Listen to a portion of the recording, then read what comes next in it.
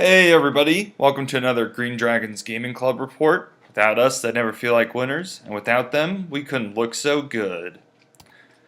This is another pretty boy bat rep, and I do apologize, I did not fall off the face of the earth, none of us have. We've all just been really busy lately. I won't speak for the other members, but for me personally, school's just been kicking my ass. I just got finished with finals, so I've thankfully had some time now, a couple days or so, and I'm able to get this battle report for you guys. The other thing too is I've been appointed as a playtester for the Ninth Age, so I've been playing a lot of games that are solely for playtesting purposes, trying out new material that the higher ups in the Ninth Age want data on. And obviously I can't talk about it on here, and I can't take pictures and do reports on it, so it's taken me a little while to get a casual game going, and I'll have some more for you guys coming up in the future. So today it is Dread Elves versus Dwarves. I'm playing against Sir MC. I'm playing against Mark. And just before we get started here, I'll just let you know on a couple things. The next tournament that we're going to, we decided as a group basically just on availability for everybody. Luckily, we have the problem of there's a lot of tournaments that we have to choose from, which is a good problem to have. Particularly in July, we were kind of up in the air about whether we wanted to go to Southern Assault or Buckeye Battles. We've been to Atomic Empire a couple times now. We've had a great time, so obviously Southern Assault was one of our first choices, but Buckeye Battles is a massive event, and we've heard nothing but great things about it. And it just came down to the more people were available to go to Buckeye Battles, so that's where we're going. That's our next tournament event as a group that we're all going to try to get to. I'm really excited for it. I've never been to Buckeyes before. I've never been to Ohio before, so it'll just be a new experience all around for me. And I've never been to a team tournament either. So Mark and I are going to team up for that. And I decided to go with Dread Elves. I played with Orcs last time, and so decided to give them a little break. And I considered going with Ogres, but I just figured I'd go with something tried and true that I know has done well in a previous tournament. So this is the list I'm taking today. Feel free to pause and look it over. It's not too far off from a list I've run in the past that has worked pretty well. I like to play the Dread Elves pretty aggressively, but also it's still fairly balanced. There's magic and there's ranged and all sorts of stuff, but no sitting back. So we decided to do what would be the Buckeye Battles first game, and they're basically just straight out of the book. It's 4,500, the scenarios and such. The only difference being is the first round they do a blind deployment, which I think is a great idea. I really like the concept. It's very interesting, and it basically is just a straight roll-off to see who goes first. And our objective was just hold the ground, so hold the center. So Mark chose the side with the hill for his dwarves, and this is what his side looked like after the blind deployment when we pulled up the cardboard divider. All the way on the left, he's got a Vengeance Seeker. He's got a unit of 10 dwarves with Sword and Board, basically acting as chaff. In the middle is his Deep Watch. He has 19 of them. Full command, he has the Banner of Dismay, so it reduces your charge distance. And he's got his Unkillable King in there. In the center, on the hill, he's got his Organ Gun. It has Entrenched, and that's the one that has flaming shots, and his Engineer is right behind it. Then he's got a unit of 25 Spearmen on the hill with his Battle Standard Bearer in there. And he's got 10, oh, forgive me, I don't remember their name. I want to say Marksmen. Anyway, they're the dwarves with the muskets. You know what I'm talking about. And then we have a building towards the center of the board with a wall. And he's got a unit of 10 warriors with great weapons manning the wall. And then in the forest, he has his second organ gun, and he's decided to place his scouts in there, and that's a unit of rangers with throwing weapons. And this is my side. So I placed the Kraken as far over to the left just because I knew the impassable terrain was there, so that's where he is. I vanguarded my Dark Raiders up behind the rock there because I didn't know if I was going to go first or second, and I didn't want to give them free shots at my chaff. And then my Dread Knights are behind, thinking that I can use the rock to protect their flank, or if need be, they can always go to the left of the impassable terrain if I have to. And then in the center, I have my BSB on the Divine Altar and the unit of Spearmen. I've got both of my bolt throwers behind the field, and in between them is my repeater auxiliaries with my mage joined to the unit. And then on the other side of the field is my unit of executioners. And screening in front of them, I've proxied the models, I'm still building them, is my unit of 5 harpies. And I did that so that they provide them cover as they advance. And then behind the ruins is my unit of 10 Dancers of Yima, because they have Striders, so they won't care about the ruins. And then all the way over to the right, I vanguard them up, is another unit of Dark Raiders. So obviously at this point, I don't know who's going to go first. So I kind of tried to plan either way in any event. If I get to go first, it'd be great because my Dark Raiders can just march behind everything and get over to the flank and threaten his artillery. The Harpies can fly over everything and basically do the same thing. Or I can keep them there. If he really wants to shoot at the executioners, he can. But right now, everything within 12 inches, which they are, of the altar has a 5-up ward save against artillery. So I'm getting cover, long range, and then a 5-up ward save. I feel pretty confident about that. We'll see how it goes. This is a better picture of just the overall board. And I'm pretty happy with how the deployment turned out. He has a lot more on the left side, so my executioners are going to have to come towards the center, but luckily that building gives them a little protection for their flank. But to be honest, there's nothing on that side that really scares me too much for them. Dwarven Holds gets the first turn, though, and he decides to take it. So he starts moving up, not too aggressively, but he does come off the hill a little bit. The dwarves with spears come completely off the hill, and the Deep Watch just move up a little bit. And then he moves the warriors with great weapons aggressively up. He wants to try to get into charge range of my bolt throwers and then my wizard bunker, which I completely understand. And right now the executioners can't charge them. I would have to charge my harpies out and then try to charge with the executioners. So he's doing a little chaffing there.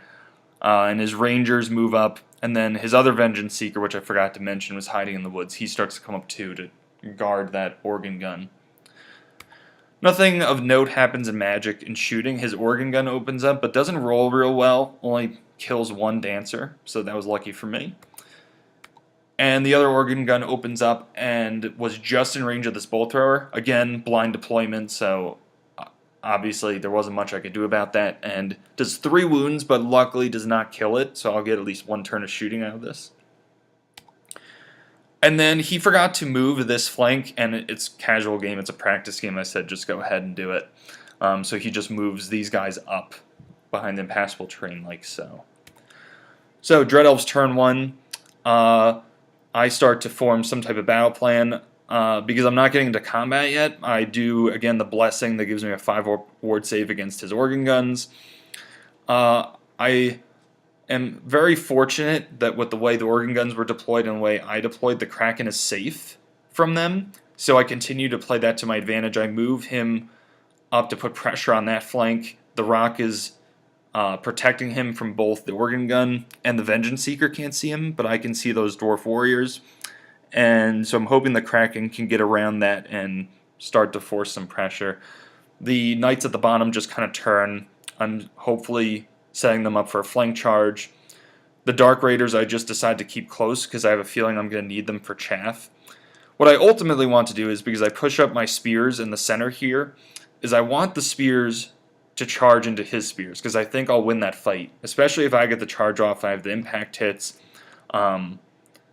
Helga is my BSB. She is a badass in combat, and she'll do a couple wounds at least. The Spearman should do a couple. If I get magic off, they're rerolling to wound, and they have lethal strike and just all sorts of stuff. So, and plus, I have so many ranks because of the war platform that he won't be steadfast. So, I think that's my best chance. And then even if I don't break him the first round, I have the Dark Raiders there to chaff up the Deep Watch. So I can, if it takes an extra round of combat or two to break him, so be it. So that was my plan there. But he has Swift Stride, so I basically put myself in where the next turn I would need a 9 to make it, and for him, he would need like an 11 to get to me, so I'm comfortable with that. Because I can give myself reroll charge distances with the altar, and if I fail, I'll just chaff him up. Over on this side, the Dancers move into the ruins. They'll take advantage of the cover for now, and then start declaring charges after that. The Dark Raiders move around everything to threaten the organ gun, and the Harpies march over or fly over everything, also to threaten the organ gun. So he can still defend it at the moment, but if he's allocating resources there, then he's not chaffing up my executioners as much. I do some maneuvering with executioners to where his warriors won't be able to charge the closest bolt thrower. He can still charge my mage bunker or the other one, but he needs like an 11 to get in there, so I'm not too worried about it. And I plan to shoot at him anyway. In Magic, the only thing that I really get off is I basically take the strength bonus away from their mundane weapons, which is what that token is there. And I put flammable on them, but it doesn't matter. And then in shooting, I only managed to peel off a couple, so no big deal there. I was disappointed in my Magic when I rolled for spells. I didn't get the spell where I could reduce his armor save, which would have been perfect. So that was just a little disappointing. And then shooting, I open up with the bolt throwers, and I kill more than 3. I just took a picture here. I think I kill like maybe 4 or 5 Deep Watch this turn. Yeah, between maybe a spell and just my shooting, which is great because it's only a unit of 19, so every Deep Watch I kill will just help me out later if I need to face them. Alright, and then this is Dwarven Hold's turn 2. He brings the Vengeance Seeker over to threaten my Kraken, and he just moves the warriors, I think, a little bit back. The middle of his line basically stays pretty stationary. I think his spearmen actually back up a little bit. And then over on this flank, yeah, so he moves the Rangers over to shoot at the Harpies and to try to force a panic test, and then his Vengeance Seeker goes over to protect the organ gun from a charge by the Dark Raiders. And then his warriors just stay where they are. They're going to just chaff up the executioners, which is not a bad plan. And then in Magic, he gets -1 to wound off on the spearmen. He just had a fairly big Magic phase. I wasn't going to stomp all of his spells, which means that I'm going to hold off on trying to charge that unit next turn, because I definitely don't want to deal with that. And then we go into shooting. His organ gun opens up on the Dark Raiders and kills 4 of them. The fortunate news for me is that the last guy does not panic, and it means I could charge the organ gun now because it's just one model, and I can easily move forward in the wheel around the Vengeance Seeker. The Rangers kill 2 of my Harpies, despite the penalties for shooting, and they do fail their panic test, so they're over there now. And then his organ gun decides to just finish off this bolt thrower, and does. Everybody passes their panic tests. And then I left these guys a little too close, and he shoots with his marksman and kills off 2 of them. Again, they passed their panic tests, but that was silly of me. I should have kept them back a little farther. Alright, it is my turn 2, and the Dancers charged the Rangers in the flank. I only needed about a 7 to get in, so Mark made the right choice there and just decided to flee with them. And then I redirected successfully and just figured what the hell, I'll go for a long bomb charge into the organ gun. I needed 11, and by golly, they made it. I was not sure of whether I should include dancers in this list or not, but they're making a case. They're making a case. So they go in, and the Vengeance Seeker is still facing the Dark Raider, so they should be safe. And then my Dark Raider, because obviously you declare charges at the same time, also charged the organ gun and ran into the forest and died. And so the Executioners charge the Chaff, which they promptly flee, and they flee through the Harpies and through the building, and they lose all but one of their number due to dangerous terrains. Because his one organ gun is in combat, it is not going to survive, and the other one is pretty far away, I move my Oracle out of the unit just to give me some more options, and she's safe from ranged attacks, and she has her Frog there, which is her familiar. And then my Repeater Auxiliaries move up into the field, because if he's shooting his organ gun at them, I don't really care, just to get them closer to the objective, and my Spearmen again advance a little bit to try to get into a makeable charge range, but not give him an easy charge onto them. And at this point, I'm really focused on the Spearmen, because if I can break those Spearmen, it's a lot of points, it's his BSB, and I can get into his backfield. And I am just not ready to engage those Deep Watch yet until I can free the Executioners up. On this flank, the Knights stay pretty stationary. I move my Dark Raiders back to avoid making the same mistake. And then the Kraken charges the Warriors. They choose to flee, and there's nothing really for him to redirect into, so he just moves up. And the Vengeance Seeker can charge him. I'll probably take a couple wounds, but I should be able to kill him. It's whether or not he can survive the organ gun shots. But not much I can do there. In Magic, just because these Executioners are outside of the bubble of the altar, I increase their armor save by 2. So they have a 3-up armor save now, in case he wants to shoot at them. And then I lower the strength of these marksman shots by 1, so they're only strength 3 shots now. Nothing really happens in shooting of note. I might have picked off like a Deep Watch or something like that. We go into combat, and I can only, because it's an artillery piece, I can only get 6 models to fight, and I go with flails, or I go with great weapons, just to have strength 5. And so with 6 attacks, I do 4 wounds, which is about average. I think his crew kill 1 in return. I win, but Dwarven Artillery are stubborn, so it's going to take me another turn to crack this thing. That's okay. At least it's not shooting at me. Dwarven holds turn 4. His Vengeance Seeker moves just directly in front of the Kraken to keep it tied up. His Warriors rally on the top left. His Engineer just moves around a little bit. He moves the Deep Watch aggressively forward out of my Spearman's line of arc, since I'm just very focused on his Spearmen, to try to threaten my flank. I have Chaff there to deal with them, so that's what I'm hoping for. And then his Spearmen just back up, I think, as much as they can. And his one guy that fled through the building and the Harpies just continues to run. On this side, his Vengeance Seeker turns around to face the Dancers, and he moves his Rangers over there. Or I'm sorry, he rallies his Rangers, and he faces towards the ensuing combat. And then we go into shooting. His marksmen are out of range of my Dark Raiders, but he knows what I'm trying to do, so he decides to open up with the organ gun on them. It is long range, and I am getting a 5-up ward save, but even then, he just rolled low, and he can only kill 1 off, and again, I make my panic check no problem, so now I'll be able to actually execute what I want to do. I finish off the organ gun to nobody's surprise, and then being it's my turn next, I just face them towards the Rangers. I figure I'll charge into them. I should kill them and then try to overrun off the board so I don't have to deal with that Vengeance Seeker.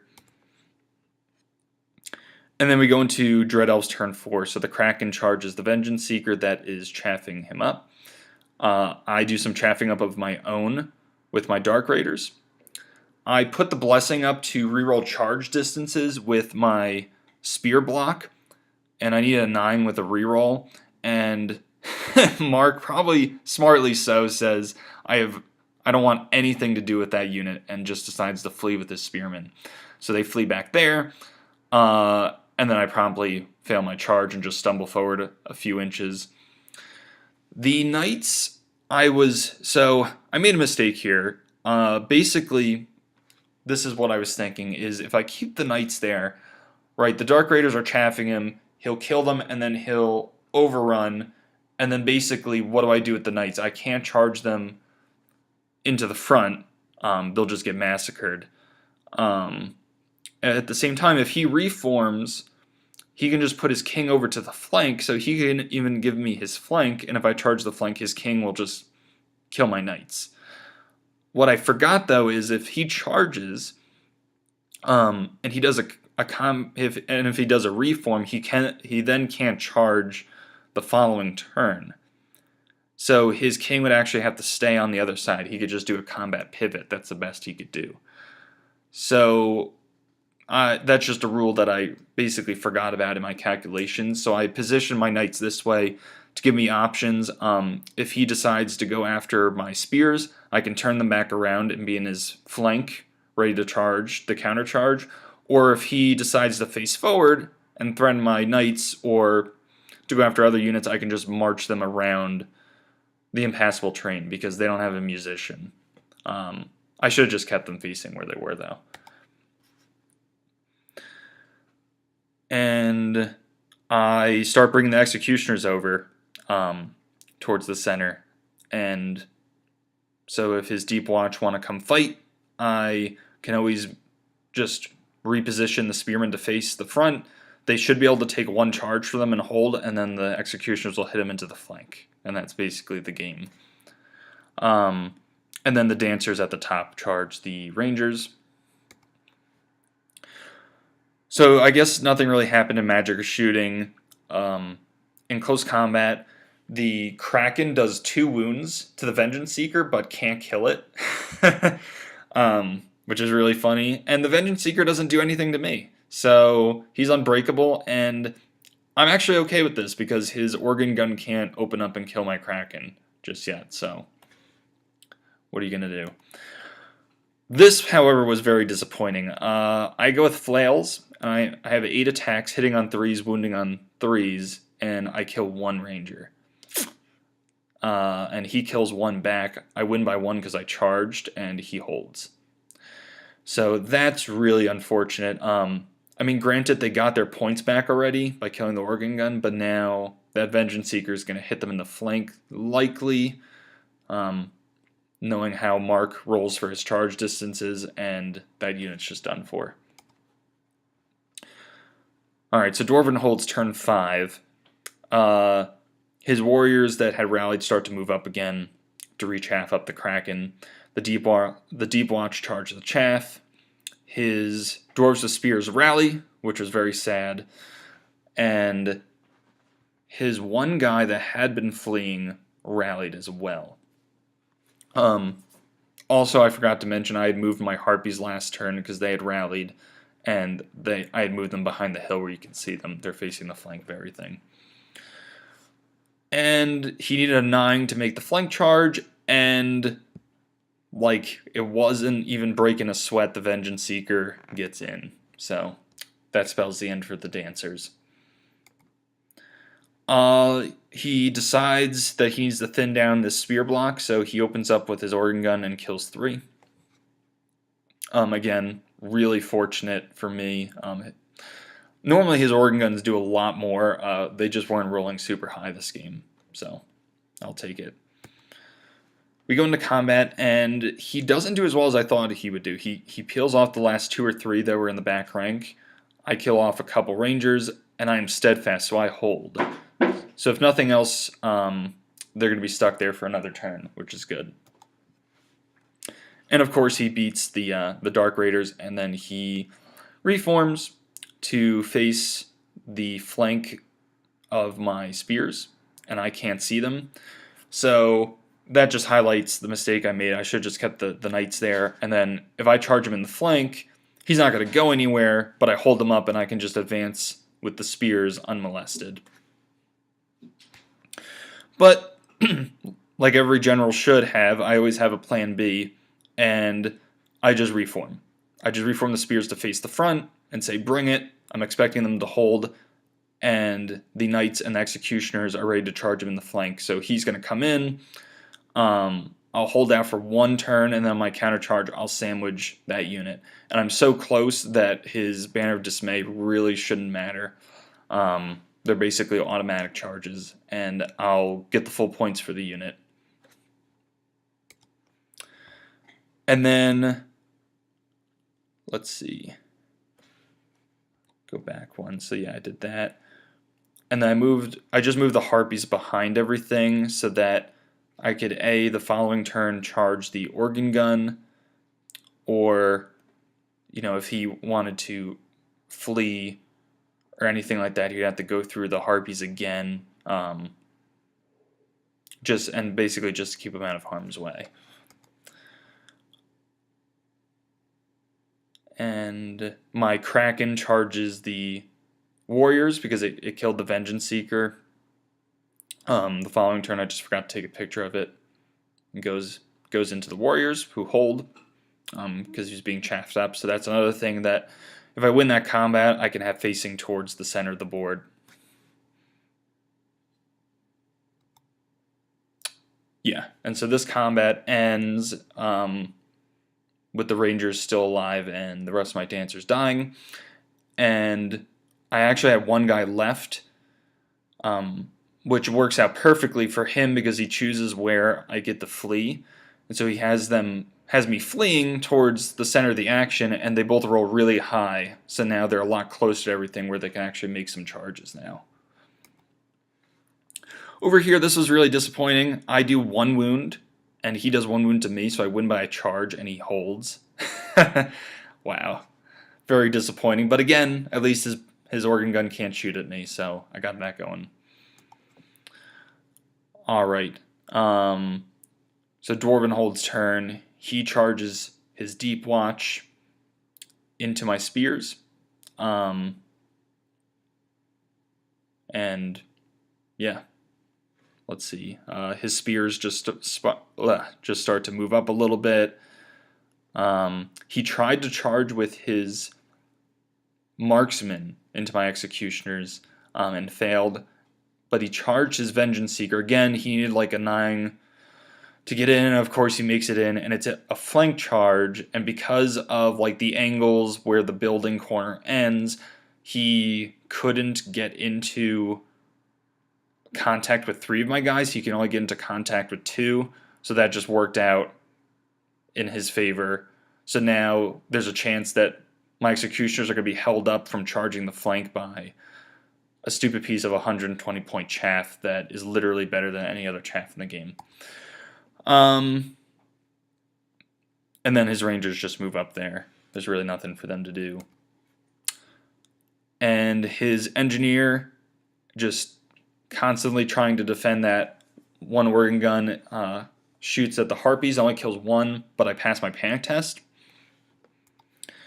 And then we go into combat, and he does extremely well. He is strength 5. He has hatred. He only misses with like 4, maybe 5 attacks, like in terms of hitting and wounding. He challenges with his champion, and I decide just to take it with the BSB because if I don't have that much confidence my champion can kill his champion. And if his champion wins, then my BSB is SOL the rest of the combat. So I decide, let the BSB kill him, which she does. And then I kill some Deep Watch. He kills way more of me. But I still have 2 ranks, and he only has 1. So I am steadfast and I hold, which is perfect. That's all I needed them to do. And this is where the game goes. So because of the blessing, I have rerolling to wound with my executioners because they already have lethal strike. So I have 2 attacks, I have hatred, so I hit with both, and I wound with both, and he fails both of his ward saves. So he takes 2 wounds, right? Wrong, wrong, wrong. Oh my gosh. It pains me now even to look at this. I am so stupid. I forgot that executioners do multiple wounds too against infantry, cavalry, and war beasts. So he kills a few of my guys. He's initiative 10 because that makes sense. So he goes first and kills some of my guys. And then I hit back and I actually kill him, but in the game, I forgot about that rule and I just thought I just did 2 wounds. So what ended up happening is I got held up and I reformed like this so that on my turn I'd be sure to kill him. But what actually happened, or what should have happened, is he should have died. I would have gotten a free combat pivot, and then I would have charged the flank of those Deep Watch, and I would have killed them all because the Knights would have charged the other side. His king would have fled. I would have chased them down with probably the Knights and the Spearmen, and then the Executioners just face the center, and I go for the objective at the end of the game and get a large win. Instead, because I'm a dumbass, I'm now held up for a turn, and I only have the Knights to countercharge. Really frustrating. And I was very frustrated. Well, you'll see what happens. Anyway. So my turn. The Harpies charge the organ gun, because why not? His organ gun actually misfired the turn before, if you can believe it. He rolled boxcars, so it has 1 wound on it already. I'm not really expecting the Harpies to kill it, but if they can hold it up, that would be great. And I charge the flank with the Knights, which is perfect. At least they don't get their ward saved because I'm in the flank. And then in Magic, I get off the spell where I increase the armor save on my Spearmen. I'm trying to save as much as I can, but more importantly, I want to get the attribute off because then they get rerolls to wound, which is more important, and they'll have lethal strike. I miscast though. I rolled 4 dice. It's somewhat risky, but 4 dice is still not that unreasonable. And then with the Witchfire, I'm rolling 3 dice. I just need to roll a 1 or a 2 on one of them, and I don't, and she dies. So, oh well, that's how it goes sometimes, and that's what I get for moving her out of the unit. So, this is what I was alluding to before about getting really frustrated in the game. So now I reform. I'm getting 9 attacks on him. Now I don't have hatred, but on average, because he has distracting, because of course, why not? Why shouldn't he have distracting? I should still get 3 hits, and I should still be getting 3 wounds, because I need 2s to wound re-rolling. And I don't do a single wound to him. I was like, what? And you can just fill in whatever colorful phrase you would like to. I was so frustrated. He kills a couple of my guys. And I'm stuck there. And I reform as best I could to slide them down. But I'm totally screwed. I went from having this game completely in hand to my own fault, getting them held up, and then bad luck not finishing them off. And now his spears just have a free flank charge. So stupid. This combat goes really well. The Knights and the Spearmen and the BSB all do their job, and he's down to 2 Deep Watch left, plus the Runesmith and the King. I win combat. He holds. He's only leadership 9 because I cause fear, but that's fine. He's not going anywhere. I, unfortunately, though, am down to my champion, who is stuck in a challenge with the Runesmith. My Kraken finally kills off the warriors, and so he faces around. I'm going to try to get a rear charge into those Deep Watch to finish them off on my last turn. So on the Dwarven holds, final turn, he moves the Engineer up as much as he could so that my Kraken can't charge the Organ Gun. By the way, which is still in combat with the Harpies. I didn't do anything to him. He didn't do anything to me. It was a massive pillow fight, but I hold it up, so that was great. And then in Magic, I think he increases their initiative by 3, which I don't much care about. And then he makes a -1 to hit, which I'll take over -1 to wound, because I have lightning reflexes, so that's that. And yeah, needless to say, he charges. It was an automatic charge into the flank. I can only get one guy to attack his BSB. I do 2 wounds to him, but it's not going to be enough to kill him. Because there, I remember that I do multi-wounds too. Before, I don't. So, so stupid. I actually don't remember. It actually doesn't click for me that I actually killed his Vengeance Seeker till after the game was over. So that was really frustrating. And I still don't kill the Vengeance Seeker. I still couldn't get that last wound through. So I break, and even though I have Swift Stride, he still runs me down with the Vengeance Seeker because that guy's a dick. And then in my final turn, I, with the Bolt Thrower, kill off the Vengeance Seeker. I got my vengeance on him, haha. And then the last turn of the game, his king kills off the rest of my knights, and my champion dies. But in the last couple rounds of combat, I am able to kill off the last 2 Deep Watch, so I got full points for them, which is really nice. And I do kill his Runic Smith, which is pretty sweet too. I win combat, but he doesn't go anywhere. And I think the last combat, we might have been in a stalemate, and Helga, my BSB, and his king are just staring each other down. I had moved, you can see the top part of the picture, his spearmen are in the center, and then I had marched up my repeater auxiliaries to contest the objective. So that's the end of the game. It was a 14-6 Dwarven Holds victory, and none of us got the objective because at the end of the game, he had a couple scoring units, but they were too far back. He just thought that the center of the board was back there, and it just didn't pay enough attention to where it was. So, I mean, in all honesty, like, if he paid attention, it would have been a 17-3 with the objective. Doesn't really matter. It's a casual game, and the Dwarves clearly won. So good job to Mark. It was a really fun game, very tactical, and I was glad with how my units performed, not so much with how I played, although I think I played really well.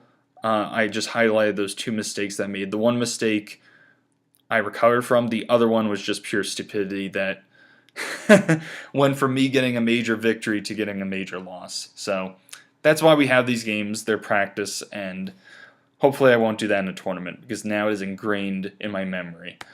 As for MVPs, I guess for the Dwarves it'd be the Vengeance Seeker. Even though he really would have died, it was my fault for not catching it. So he ended up basically getting the Executioners because of that guy. But even before that, even if that wasn't the case, that Vengeance Seeker was still able to kill the Dancers, which are more expensive than he is. So, and he did his best to protect that War Machine. For me, I think the Spears in combination with Helga and the Altar did really well. They killed off the Deep Watch with help from the Knights, and they killed off the Runic Smith. And they really threatened the center, forcing his Dwarven Spears to flee, which, you know, I mean, they got back into the fight because I made a mistake, but if the Executioners had been able to come in like they would have into the Deep Watch, the Spears were basically out of the game at that point unless they wanted to charge into the Executioners, which I would have welcomed. So the Spears and the Altar just put a lot of pressure on the middle and really helped. The Altar really helped with the blessings and just that 18-inch hold your ground aura. And then the last segment I'll go on to is, what did we learn today? Again, I'm a dumbass. It's just paying attention to details. I mean, it's such a trivial thing. I forget one little special rule at one point of the game about multi-wounds too, but it ended up costing me the whole game. It's basically a 10 to 12 point swing in terms of battle points. And just paying attention to details like that. And again, for Mark, you know, it's a casual game. It doesn't really matter. When in a tournament, you know, making sure you pay attention to the objective and where the center of the board is, so that you don't get like screwed, and if you have the scoring units that they're just out of range because you forgot to move them close enough. Stuff like that. And then playing aggressively, I think I played really aggressively this game, which I'm trying to do more with Dread Elves. I think they work better that way, and it paid off. The dwarves were on their heels a little bit. They were fleeing. I was able to get around on the flanks.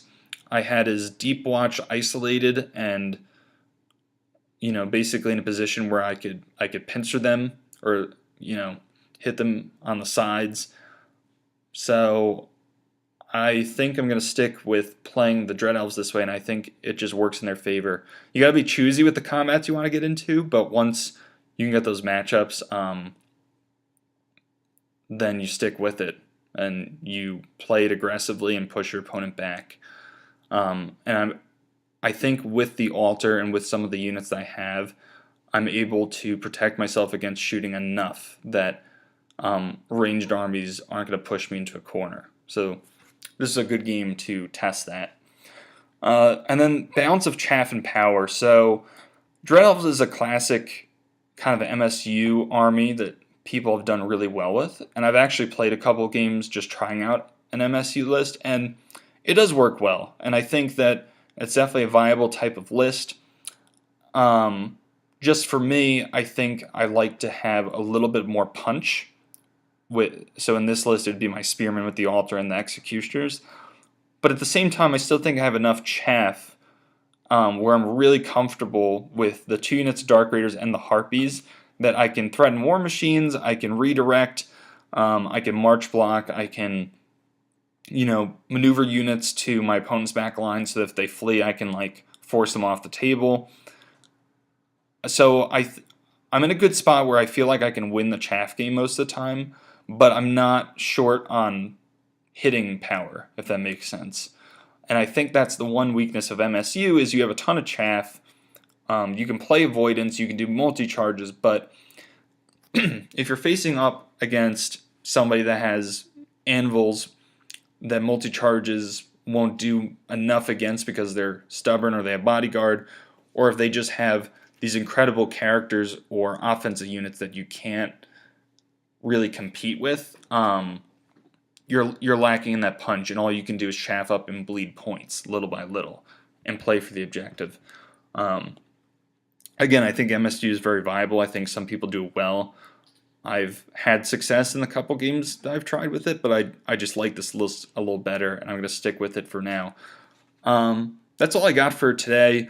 If you have any comments, questions, please leave them below. I'd appreciate any feedback, either about the battle reports or tactics or anything like that. And until next time, thanks.